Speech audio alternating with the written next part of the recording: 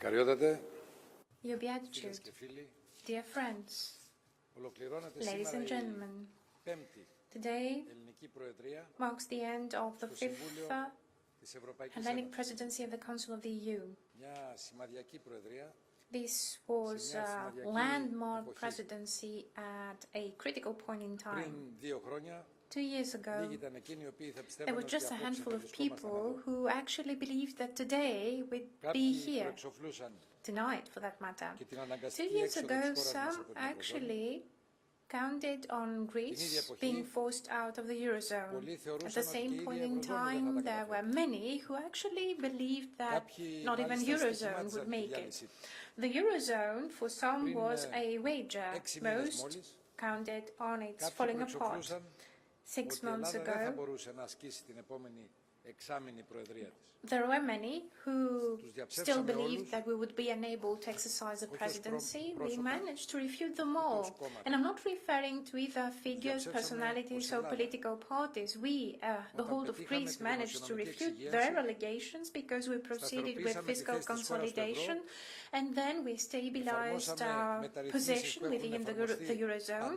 We also proceeded with reforms that have also been implemented elsewhere in Europe and the world. As Mr. Venizelos just said, we've also gone to the markets, yes, yet again, and here we are exiting long-term recession as we speak, but we've also refuted those allegations as Europe overall, because we all couldn't fail but see what was wrong with Europe, and then we started making amends for it. So now we are correcting everything, and that is why nobody's any longer discussing the potential exit of Greece from the Eurozone or the Eurozone being in demise. And we, the Greek presidency, the Hellenic presidency, managed within 4 months instead of 6 months because of the European elections.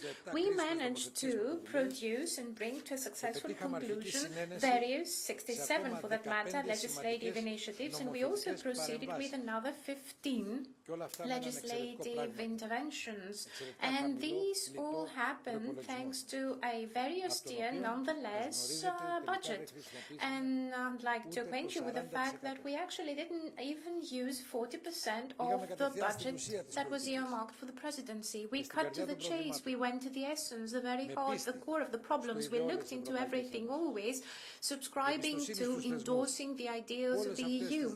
We were always trustful of institutions for decades on end. After all, we've been instrumental in putting those institutions in place, and thus we've also highlighted the main priorities that have always been showcased by all of the EU member states, and we also had our own priorities. As of day one, we enjoyed the support and solidarity of our partners, and at the end of the presidency, we received the congratulations of our partners for such a successful presidency. Let me proceed with a brief stock-taking. That goes as follows. First, we've actually proceeded with a further deepening of the EMU. We gave priority to the banking union, so as for us to be able to deal with the weaknesses of the euro, the ones that the crisis showcased, and moreover we essentially promoted the creation of a banking union that would do away with in-house inequalities and would nonetheless provide guarantees for the sake of all European citizens' deposits, while providing equal access to funding and financing for all enterprises throughout Europe. We've also fought stagnation and economic recession. We gave priority to managing unemployment. At the level of legislation, we proceeded with those measures and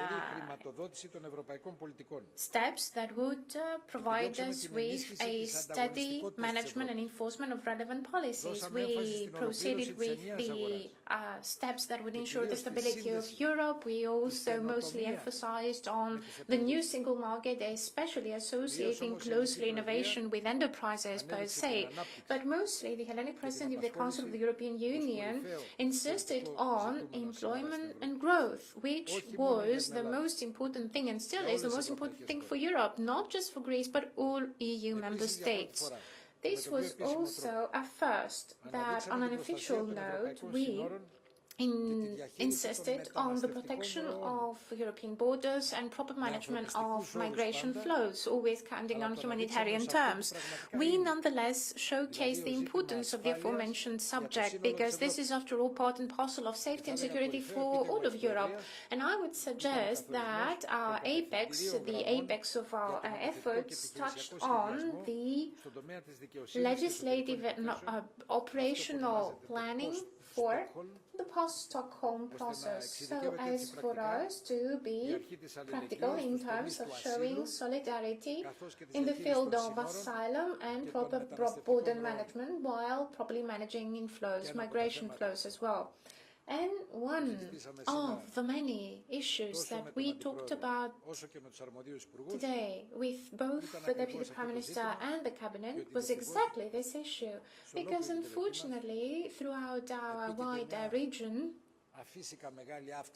we expect to have an abnormal increase in the incoming flows of migrants due to instability, mostly political, in the wider region. I would go so far as to say that migration is now an integral part of the policies of the EU, the external policies, foreign policies, and this is now a matter of cooperation with third parties, and this is about positive conditionalities. Now, when third countries will receive EU aid, at the same time they will be agreeing with having their citizens repatriated as long as they have reached European countries in an illegitimate manner. This paves the way for reform policies for the illegal migrants, and this is a first for the European Union.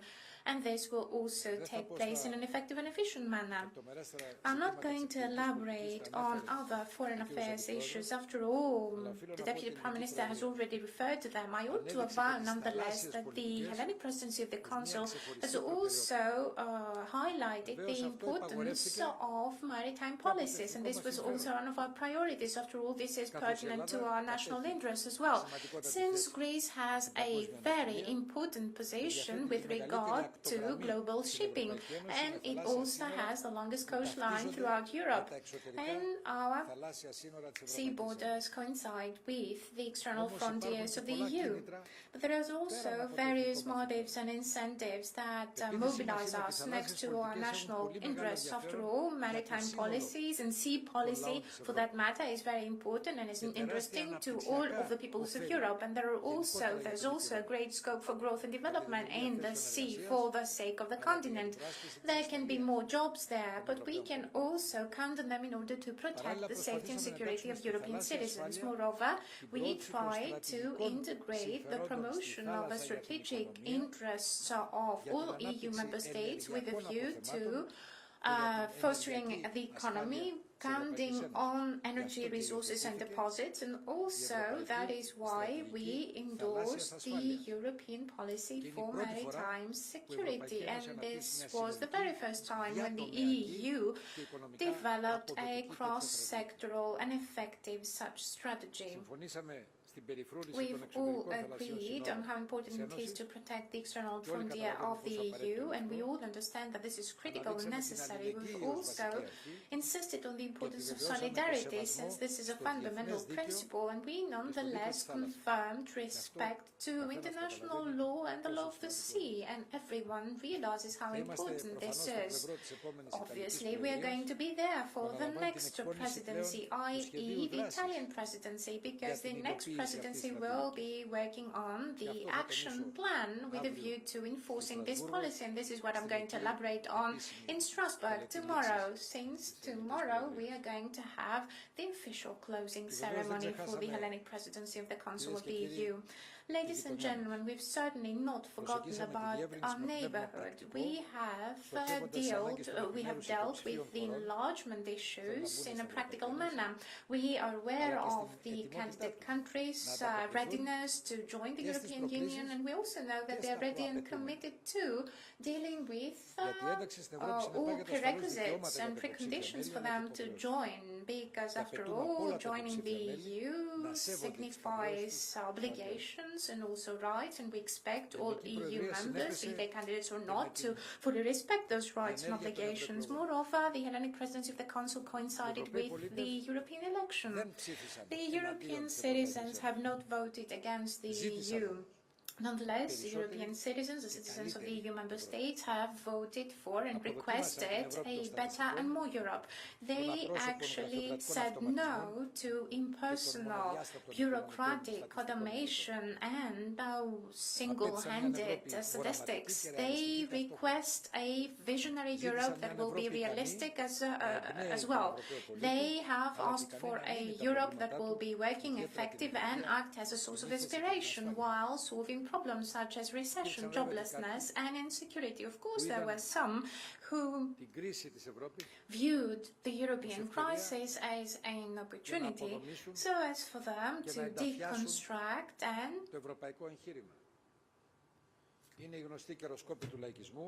do away with the European edifice. They are populists. They are against NATO. Sometimes they are against NATO. Sometimes they dispute the value and the strength of the euro. In most cases, they dispute anything about Europe. They have their role models that are pertinent to bankruptcies and defaulting in Latin American countries, which we did away with for the sake of Greece and all other countries that were dealing with problems. And these are the populists who believe that the demise of Europe will be salvation for people. And these are the people who actually believe that the European edifice is a disaster.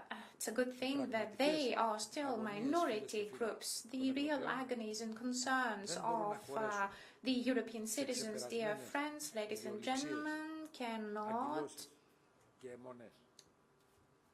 go hand in hand with obsessions and inflexible stances. Throughout Europe, first positive response has already been given after the elections, and this is associated with the strategic agenda in view of the forthcoming 5 years. I'm actually referring to our latest agreement, which we reached in the June Council.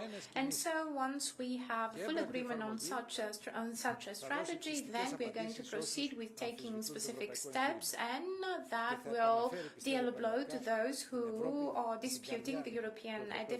And I'm sure that then Europe will be back in the hearts of the European citizens, because this strategy is going to prop up growth, employment, provide energy security, social protection, and proper management of migration. Last but not least, this strategy is going to let Europe play yet again the leading role in geopolitical developments in the world. This is Europe we are all worthy of. Of course, bureaucracy and red tape has time and again has let us down. We are worthy of a Europe that will count on the dynamics and dynamism of people instead of dealing with or counting on faults and disadvantages.